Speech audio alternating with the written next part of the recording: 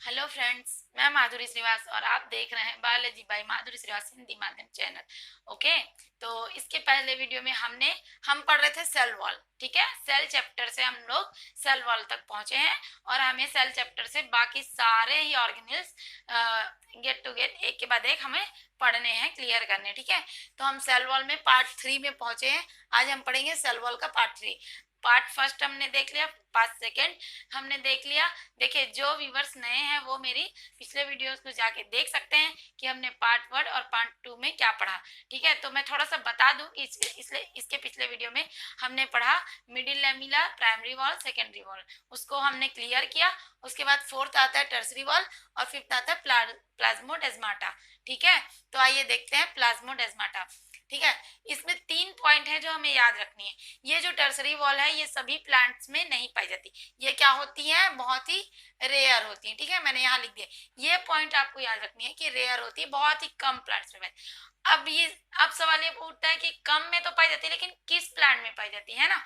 तो इसका नाम है जिम्नोस्पर्म, जिसे हम हिंदी में कहते हैं अनावृत बीजी। ठीक है, जिम्नोस्पर्म नामक प्लांट्स में ये पाई जाती है, प्रेजेंट होती है। देखिए मैंने यहाँ लिख दिया प्रेजेंट। ठीक है, अब थर्ड पॉइंट है इसमें कि ये कहाँ स्थित होती है ना। अब वॉल में तो पाई जाती है मगर कहाँ स्थित होती है, तो सेकेंडरी वॉल के अंदर की ओर सूखे लेयर के रूप में होते हैं। ठीक है, तो हमें टर्सरी वॉल के बारे में सिर्फ 3 पॉइंट्स याद रखने हैं। फर्स्ट है वो रेयर होती है, सेकंड है वो जिम्नोस्पर्म प्लांट में पाई जाती है, और थर्ड है कि वो कहाँ स्थित होती है, सेकेंडरी सेल वॉल के अंदर की ओर एक सूखे लेयर के रूप में स्थित होती है। ठीक, ये हो गया टर्सरी वॉल। आप लोगों को इतना ही जानना है टर्सरी वॉल में। अगर आप और आगे जाएंगे या डीप पढ़ेंगे, जब हम लोग बॉटनी पढ़ेंगे तब देखेंगे इस पॉइंट को। ओके, अभी के लिए इतना काफी है। अब नेक्स्ट हो गया प्लाज्मोडेस्माटा। ठीक, तो इसके लिए मैंने क्या किया है, एक पैराग्राफ लिख दिया है। इस एक पैराग्राफ में हम इसको डिफाइन कर लेंगे। ओके, तो आइए देखते हैं। सेल की बाहरी लेयर जो कि प्लांट सेल में प्लाज्मोडेस्माटा कहलाती है। क्या कहलाती है, प्लाज्मोडेस्माटा। प्लांट सेल की बाहरी लेयर, प्लांट सेल में जो बाहरी लेयर होती है उसके प्लांट सेल में जो बाहरी लेयर होती है वॉल में, ठीक है, वो क्या कहलाती है, प्लाज्मोडेस्माटा। और एनिमल सेल में गैप जंक्शन, मतलब ये जो हम प्लाज्मोडेस्माटा कह रहे हैं वो दो सेल के बीच में, ठीक है, एक जंक्शन या एक पुल का काम करती है। ठीक है, जैसे एक नदियां है बीच में और दो रोड इस पार और इस पार है, तो वो जब हम इस रोड से उस रोड को जाने के लिए एक क्या बनाते हैं, जंक्शन के थ्रू पुल बनाते हैं ना। ठीक है, ब्रिज बनाते हैं, तो ये ब्रिज का काम करती है। ठीक है, अब इस ब्रिज में क्या क्या आते जाते हैं, तो यहाँ पर लिखा है मैंने जरूरी तत्व, जरूरी इनिशियल मटेरियल। ठीक है ना। इनिशियल मटेरियल मतलब कि महत्वपूर्ण तत्व जो है, जैसे कैल्शियम, मैग्नीशियम, नाइट्रोजन, फास्फोरस है ना, और वाटर, इन सब चीजों का क्या होता है, आदान प्रदान होता है। समझ जाइए, वो क्या है, जनसंख्या है, जो कि ब्रिज को क्रॉस करके इस रोड से उस रोड में नदिया के पार जा रहे हैं। ठीक है, तो ये मैं एग्जाम्पल दे रही थी। ठीक है, तो सेल की बाहरी लेयर जो कि प्लांट सेल में प्लाज्मोडेस्माटा कहलाती है और एनी सेल में गैप जंक्शन कहलाती है। और एनिमल सेल में क्या होती है, देखो ये प्लाज्मोडेस्माटा सेल की बाहरी लेयर प्लांट सेल में पाई जाती है, प्लांट सेल वॉल ना, यहाँ पर वॉल होगा। ठीक, यहाँ पर वॉल होगा। और एनिमल सेल में गैप जंक्शन सेल मेम्ब्रेन में होती है। ठीक है, गैप जंक्शन कहाँ पर होती है, सेल मेम्ब्रेन में। एनिमल के सेल में तो प्लांट सेल वॉल नहीं पाया जाता, जैसा कि मैंने बताया था कि एनिमल सेल में सेल वॉल नहीं पाया जाता, तो उसमें क्या पाया जाता है, सेल मेम्ब्रेन पाया जाता है। और सेल मेम्ब्रेन में क्या होगा, गैप जंक्शन। मतलब कि कहने का मतलब ये है, ये दो अलग लाइनें हैं जिसको मैंने एक ही पैराग्राफ में लिख दिया। ठीक है, देखिए पहला है कि प्लांट के सेल वॉल में क्या पाया जाता है, जो मान लो हम एग्जांपल के लिए समझने के लिए कह सकते हैं कि दो प्लांट सेल के बीच में एक पुल पाया जाता है, जिससे कि जितने भी न्यूट्रिएंट्स है इनिशियल मतलब कि बहुत सूक्ष्म है ना, और बहुत ही महत्वपूर्ण इनिशियल मटेरियल्स हैं, जैसे नाइट्रोजन, फास्फोरस, वाटर, खनिज तत्व, ये सब जब हम लोग वो पढ़ेंगे ना तब पढ़ेंगे, देखेंगे। ठीक है, तो जो है वो क्या होते हैं, इनसे आने जाने का काम करते हैं एक सेल से दूसरे सेल। और साइटोप्लाज्म में भी, ओके, साइटोप्लाज्म में भी एक कोशिका से दूसरी कोशिका किसके द्वारा जाती है, ये प्लाज्मोडेस्माटा के द्वारा। ये मैंने इसको अंडरलाइन कर दिया है, ठीक है, प्लाज्मोडेस्माटा के द्वारा। और जो एनिमल सेल है, अब एनिमल सेल में सेल वॉल तो नहीं होता, क्या होता है, सेल मेम्ब्रेन होती है ना। तो बहुत सारे सेल भी तो जुड़ के बॉडी बनाते हैं ना। अब मैंने कल ही बताया था कि एक बार हम फिर से पीछे चलते हैं, कल ही मैंने बताया था कि प्लांट के जो सेल है वो आपस में मिलकर एक बॉडी रेडी करेंगे। तो ये मैंने एग्जाम्पल के लिए कहा था, ओके। कभी भी प्लांट सेल बॉडी रेडी नहीं करेंगे, क्योंकि प्लांट या पेड़ पौधों को हम बॉडी तो नहीं कहते ना, उन्हें पार्ट्स कहते हैं, ठीक है। प्लांट के पार्ट्स यानी पौधों के भाग, जैसे तना हो गया, जड़ हो गया, पत्तियां हो गई, है ना। तो ये क्या है, प्लांट के पौधों के भाग है, विभिन्न भाग है। तो उसको रेडी करने के लिए क्या चाहिए रहता है, प्लांट सेल चाहिए रहता है। अब प्लांट सेल क्या करती है, बहुत सारी सेल आपस में मिलती हैं तो ज्वाइंट होती है, तो वो स्ट्रेंथ देती है। ये सब मैंने पिछले वीडियो में बताया था, मैं ज्यादा डीप नहीं जाऊंगी। तो देखिए, जो प्लाज्मोडेस्माटा है वो दो सेल के बीच में पुल बना रही है, ठीक है, ब्रिज बना रही है, जिससे कि साइटोप्लाज्म और बहुत सारे आवश्यक तत्व, जरूरी पदार्थ एक सेल से दूसरे सेल में आना जाना करते हैं, ओके। और जो एनिमल सेल है उसमें क्या बनाती है, यही चीज एनिमल सेल में भी होगी, लेकिन उसे हम प्लाज्मोडेस्माटा नहीं कहकर क्या कहेंगे, गैप जंक्शन कहेंगे। क्या कहेंगे, ये देखिए यहाँ मैंने लिखा है गैप जंक्शन। तो एनिमल सेल में क्या पाया जाता है, गैप जंक्शन, और प्लांट सेल में क्या पाया जाता है, प्लाज्मोडेस्माटा। करने के लिए दोनों का काम एक ही है, ठीक है, लेकिन थोड़ा सा डिफरेंस होता है, वो आगे देखेंगे हम लोग, ठीक है। तो उसके बाद है, उनमें कुछ होल्स रह जाती हैं। क्या होती है, प्लांट के सेल वॉल में कुछ होल्स रह जाते हैं जो भर नहीं पाते, वही क्या करते हैं, प्लाज्मोडेस्माटा या फिर गैप जंक्शन का रूप ले लेते हैं, ठीक है। सेल्स के बीच बीच में जो गैप होते हैं वो भर नहीं पाते। ये आप बॉटनी पढ़ेंगे तो ज्यादा डिटेल पढ़ेंगे उसमें, अभी मैं ऐसे ही ऊपर ऊपर से आपको समझाने के लिए बता देती हूँ, ठीक। तो वो जो सेल्स के बीच में जो गैप होते हैं वो अच्छे से भर नहीं पाते, तो क्या रूप ले लेते हैं, प्लाज्मोडेस्माटा का रूप ले लेते हैं। और एनिमल सेल में सेल्स के बीच गैप भर नहीं पाते, तो उसे हम क्या कहेंगे, गैप जंक्शंस कहेंगे। और दोनों ही एक ही कार्य करते हैं, मतलब पदार्थों का आदान प्रदान दोनों के बीच में होता है, एक से अधिक से। अब यहाँ पर मैंने लिखा है, ठीक है, जितनी सहायता से अपनी पास वाली सेल, यहाँ पर देखिए मैंने लिखा है उनमें कुछ होल्स रह जाती हैं जिन्हें हम प्लाज्मोडेस्माटा कहते हैं, जिनकी सहायता से सेल अपनी पास वाली सेल के साथ साइटोप्लाज्म और कुछ जरूरी तत्वों का ट्रांसफर करती है, ठीक है, आदान प्रदान करती है। यदि एक होल हो तो हम उसे क्या कहेंगे, देखिए यहाँ पर इंपॉर्टेंट है, एक, ठीक है, एक होल हो तो, ठीक, एक होल हो तो हम उसे क्या कहेंगे, प्लाज्मोडेस्मा कहेंगे, ठीक। एक होल होगी किसी सेल के बीच, 2 3 4 सेल के बीच एक होल होगी तो हम उसे प्लाज्मोडेस्मा कहेंगे, और एक से अधिक होल हो तो हम उसे प्लाज्मोडेस्माटा कहेंगे, ठीक। यहाँ तक क्लियर है, आई होप मैं समझा पा रही हूँ आपको अपनी भाषा में। अब देखते हैं आपको कहाँ तक समझ में आता है। तो आइए हम जो ये पैराग्राफ में जो हमने डिफाइन किया उसे ही हम ये डायग्राम के थ्रू समझते हैं, ठीक। ये है प्लांट सेल, ठीक। अब ये देखिए, ये मैंने लेयर्स बनाए, कल मैंने डायग्राम बनाया था, आप पिछले वीडियो में जाके देख सकते हैं, प्लांट सेल वॉल का डायग्राम, ओके। तो मैंने उसमें तीन लेयर बनाए थे, तो अभी मैं इसमें क्या करती हूँ, 2 ही लेयर बनाती हूँ। ये देखिए, ये बाहरी लेयर सेल वॉल, और अंदर की लेयर ये देखिए, ये सेल मेम्ब्रेन, ये अंदर की लेयर वो क्या है, सेल मेम्ब्रेन, और ये जो बाहर की लेयर है वो सेल वॉल है, ठीक। ये देखिए, अब ये 2 सेल है, क्योंकि बहुत सारे सेल ही आपस में मिलकर पौधे के कुछ भाग बनाएंगे, है ना। तो देखिए, ये जो प्लांट सेल है, प्लाज्मोडेस्माटा किसमें पाया जाता है, प्लांट सेल में, है ना। तो प्लांट के 2 सेल मैंने यहाँ बना रखे हैं, पहला है plant cell number 1, plant cell number 2, okay. ये बाहर की ओर जो दिख रहा है ना ब्लू लाइन से, ये है सेल वॉल, और अंदर की ओर जो रेड लाइन मैंने की है वो है सेल मेम्ब्रेन, ठीक है। तो ये दोनों क्या रहते हैं, इसमें भी 2 पॉइंट्स आप याद रख लीजिएगा। ऐसे ये जो पॉइंट्स लिख के जो मैं बना रही हूँ ना, बता रही हूँ आपको, ऐसे पॉइंट्स लिख के आप पढ़ेंगे ना तो कभी भी आप कोई भी पॉइंट छोड़ेंगे नहीं, भूलेंगे नहीं, एग्जाम के टाइम एग्जैक्ट आपको सब कुछ याद रहेगा, ठीक है। तो देखिए फर्स्ट पॉइंट है इंटरेक्ट। इंटरेक्ट का मतलब ये समझ लीजिए कि दोनों आपस में जुड़े हुए रहते हैं, फ्यूज रहते हैं, ठीक है। और सेल मेम्ब्रेन फ्यूज रहते हैं, दोनों आपस में इंटरेक्ट रहते हैं। किसके द्वारा रहते हैं? सेल मेम्ब्रेन के द्वारा। देखिए सेल मेम्ब्रेन अंदर से क्या है? जुड़ी हुई है, ठीक है। तो ये जो दोनों के बीच भाषा में कहे तो ठीक है, दोनों सेल के बीच एक रास्ता जा रहा है जहां से लोग आ जा सकते हैं, मतलब कि मटेरियल सेल एलिमेंट्स वाटर जैसे nitrogen, phosphorus, potassium, carbon dioxide, ये सब है ना, क्या करेंगे? आ जा सकते दोनों सेल में। किसके द्वारा?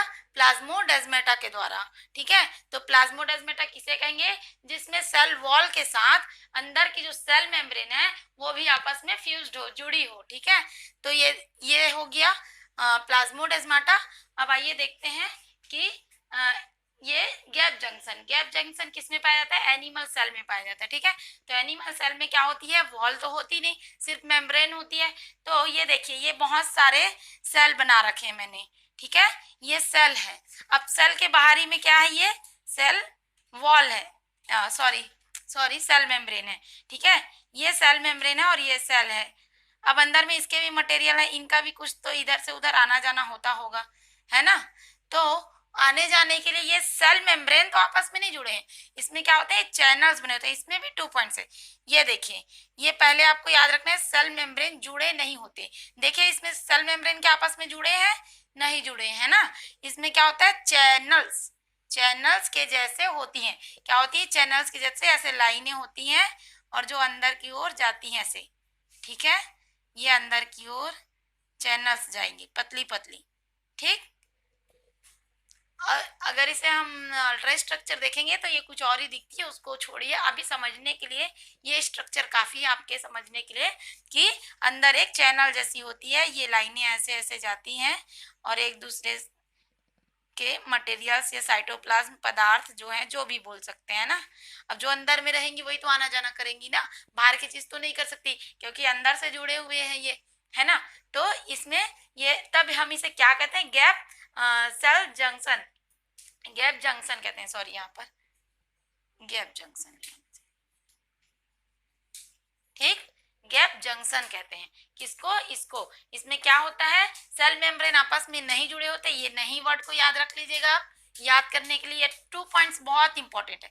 इसमें के 2 पॉइंट्स याद करिएगा और इसमें के 2 पॉइंट्स, ठीक है। ये अगर 4 पॉइंट याद रहेंगे आपको तो आप इन दोनों में डिफरेंस बता पाएंगे, ठीक है। उसको अपने हिसाब से एग्जाम में आप जमा करके सेंटेंस के थ्रू वर्ड्स में आप शब्दों में जमा करके लिख लीजिएगा, ठीक है। तो ये क्या है? सेल मेम्ब्रेन आपस में जुड़े नहीं होते और ये चैनल के जैसे होते हैं, ठीक है, जिनसे जिनसे होकर इनिशियल मटेरियल या एलिमेंट्स क्या होते हैं? आना जाना करते हैं, ठीक। तो ये हो गया हमारा सेल वॉल का टर्सरी वॉल और प्लाज्मोडेस्माटा, ठीक। अब इसके आगे हम लोग देख लेते हैं इसके फंक्शन। किसके फंक्शन? सेल वॉल के फंक्शन, कि वो क्या क्या कार्य करता है। आइए देखते हैं नेक्स्ट देखते हैं हम सेल वॉल फंक्शन, ठीक है। सेल वॉल फंक्शन मतलब कि सेल वॉल के कार्य वो क्या क्या करता है, ठीक है। इसके 7 पॉइंट्स मैंने लिख रखे हैं। अब इस 7 पॉइंट्स को मैंने पॉइंट टू पॉइंट लिखा है, आप इसको सेंटेंस में बनाकर नोट्स में लिख लीजिएगा, ठीक है। मैं पॉइंट टू पॉइंट उसको समझा देती हूँ, ठीक। फर्स्ट है शेप। शेप मतलब कि होता है आकार, ठीक है। यहाँ पर मैं लिख देती हूँ आकार, ठीक। शेप मतलब क्या? आकार, मतलब कि पौधों को, प्लांट्स को एक आकार देती है और उसके आकार को क्या करती है? बनाए रखती है, ठीक है। उसको मतलब पेड़ क्या इधर उधर ऐसे थोड़ी आड़ा टेढ़ा थोड़ी होते हैं, जैसे होते हैं वैसे होते हैं, मतलब वो बदलते नहीं रहते। बनाए रखने का मतलब ये है बदलते नहीं रहते। पेड़ का आज देखे तो पेड़ सीधा था और कल देखे तो वहां से टेढ़ा हो गया, ऐसा तो हो नहीं सकता। तो बनाए रखती है मतलब वही है। आकार जो भी दे वो जो भी आकार देगी, चाहे कई सारे पेड़ टेढ़े जाते हैं तो सिर्फ टेढ़े चले जाते हैं, जो सीधे जाते हैं वो सीधे ही चले जाते हैं, जो झुके हुए रहते हैं वो झुके हुए रहते हैं। मतलब कि आकार तो देती है, फिर उसको बनाए रखने का काम करती है, मतलब वो बार बार बदलता नहीं। जिस आकार में पौधे बढ़ते जाएंगे, पेड़ वो बढ़ते ही जाएंगे, ठीक है, प्लांट्स। तो पहला हो गया ये शेप, मतलब आकार देती है और बनाए रखती है उसको। अब नेक्स्ट है स्ट्रेंथ। स्ट्रेंथ मतलब होता है मजबूती, ठीक है, स्ट्रांग रहते हैं। सेल वॉल की वजह से बाहरी आवरण उनका क्या होता है, स्ट्रांग रहता है, और पेड़ के पौधे जो हैं, प्लांट्स जो हैं, वो मजबूत रहते हैं। वो क्या होती है, स्ट्रेंथ प्रदान करती है उसको। ठीक, तीसरा है परमिएबल। ये जितने पॉइंट्स मैंने लिख रखे हैं, यदि आप 3 वीडियो को देखो तो उसके फंक्शन याद करने या पढ़ने की जरूरत नहीं है, सारा कुछ बताया हुआ ही है। ठीक है, फिर भी आप एक बार देख लीजिए। परमिएबल मतलब कि सिलेक्टिव, मैंने बताया था चयनात्मक। ठीक है ना, तो चुनकर पदार्थों का संवहन करती है। पदार्थों के संवहन में कोई भी रोक टोक आने नहीं देती। यदि ये परमिएबल नहीं होती तो क्या होते, पदार्थों का आपस में संवहन आना जाना नहीं हो पाता है ना। तो ये परमिएबल होती है। ठीक है, सिलेक्टिव होती है, पारगम्यता होती है उसमें। ये चयनात्मक नहीं, परमिएबल का मतलब होता है पारगम्यता ना।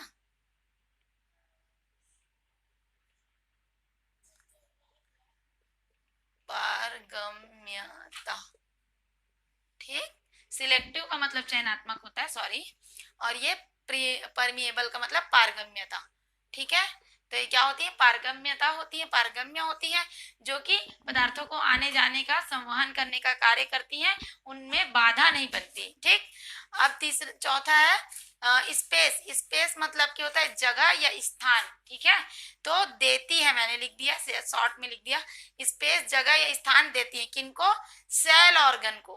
ठीक है, सेल ऑर्गन को, सेल के अंदर मतलब कोशिका के अंदर पाए जाने वाले जो अंग है, उनको एक स्थान प्रदान करती है जहां वो रह सके। क्यों, क्योंकि हम जानते हैं कि सेल वॉल क्या करती है, बाहर से मजबूती प्रदान कर देती है, तो सेल मेम्ब्रेन जो है हिलती डुलती नहीं है, तो जो ऑर्गन जहां पर है वहीं पर ही रहेगा लाइफ टाइम। ठीक, ये हो गया। नेक्स्ट, ये मैंने समझाने के लिए आपको बताया है, आगे आप देख लीजिएगा। ये प्लाज्मोडेस्मेटा, मैंने अभी अभी पढ़ाया है। प्लाज्मोडेस्मेटा में क्या पाए जाते हैं, प्लाज्मोडेस्मेटा का मतलब क्या होता है, वो क्या होते हैं, आपस में दो सेल्स फ्यूज होते हैं, जुड़े होते हैं, और किससे जुड़े होते हैं, सेल मेम्ब्रेन के, सेल मेम्ब्रेन और सेल वॉल दोनों लेयर से जुड़े होते हैं, अंदर से इंटरेक्ट होते हैं ना। तो अंदर से इंटरेक्ट होते हैं, तो वो क्या काम करते हैं, अब अंदर ही अंदर नली बने, आप सुरंग बना देंगे दो घर के बीच में, तो लोगों का आना जाना तो होगा ना सुरंग में। जैसे कि पुराने राजा रानी के टाइम पे आप जानते होंगे कि महल से, एक महल से दूसरे महल में सुरंग बना देते, तो यही समझ लीजिए आप कि दो सेल्स के बीच में आपस में सुरंग बनी हुई है, और वहां से लोग क्या कर रहे हैं, आ जा रहे हैं, है ना। तो लोग क्या कर रहे हैं, आ जा रहे हैं, तो आने जाने से कौन लोग आएंगे, राजा रानी, नौकर चाकर और फैमिली वाले, है ना। तो अब सेल, हम लोग जानते हैं कि सेल के अंदर क्या होता है, साइटोप्लाज्म और ऑर्गन, तो ऑर्गन तो आएंगे जाएंगे नहीं, मैंने अभी अभी कहा है, जो जैसा वहीं रहेगा। तो क्या आते जाते हैं, वाटर, साइटोप्लाज्म और न्यूट्रिएंट्स। ठीक है, इनिशियल न्यूट्रिएंट्स जो कि जरूरी पदार्थ होते हैं, फास्फोरस, नाइट्रोजन, ये सब। ठीक है, वो क्या करते हैं, आना जाना करते हैं। तो और मुख्य रूप से क्या आते जाते हैं, साइटोप्लाज्म। तो जब एक कोशिका में ज्यादा हो जाती है तो दूसरी कोशिका में ट्रांसफर हो जाएगी, और दूसरी कोशिका में ज्यादा होगी वो तीसरी में, ऐसा करते करते अगल बगल में बहुत सारे सेल्स होते हैं ना, बहुत सारे सेल्स से मिलकर तो यूनिट बनती है।